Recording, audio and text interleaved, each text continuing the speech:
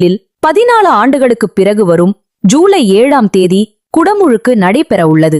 இந்த குடமுழுக்கு காலை 6:15 மணி முதல் 6:50 மணிக்குள் நடத்தப்படும் என திருக்கோயில் நிர்வாகம் அறிவித்துள்ளது.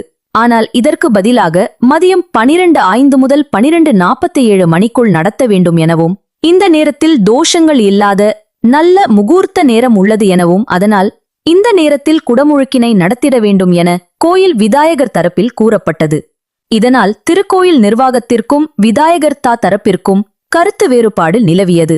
நேரத்தை முடிவு செய்வது தொடர்பாக சென்னை உயர்நீதிமன்ற மதுரை கிளையில் வழக்கும் தொடரப்பட்டது. இந்தாண்டு நீதிமன்ற உத்தரவுப்படி இந்து சமய அறநிலையத்துறை நியமித்த வல்லுநர் குழு முடிவு செய்த காலை நேரத்திலேயே நடத்தலாம். ஆனால் வரும் காலங்களில் திருச்செந்தூர் கோயிலில் நடக்கும் விழாக்களின் போது விதாயகர்த்தாவிடம் எழுத்துப்பூர்வமாக விளக்கம் பெற வேண்டும் என மதுரை கிளை உத்தரவிட்டது. இதனையடுத்து திட்டமிட்டபடி காலை 6:55 மணி முதல் 6:50 மணிக்குள் குடமுழுக்கு நடைபெறும் என திருக்கோயில் சார்பில் இணை ஆணையர் ஞானசேகரன் அதிகாரப்பூர்வமாக அறிவித்துள்ளார்.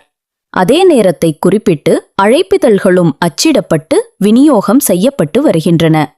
இந்த நிலையில் திருச்செந்தூரைச் சேர்ந்த சிவராம சுப்பிரமணிய சாஸ்திரிகள் உச்ச நீதிமன்றத்தில் குடமுழுக்கு நேர விவகாரம் தொடர்பாக மனு தாக்கல் செய்துள்ளார்.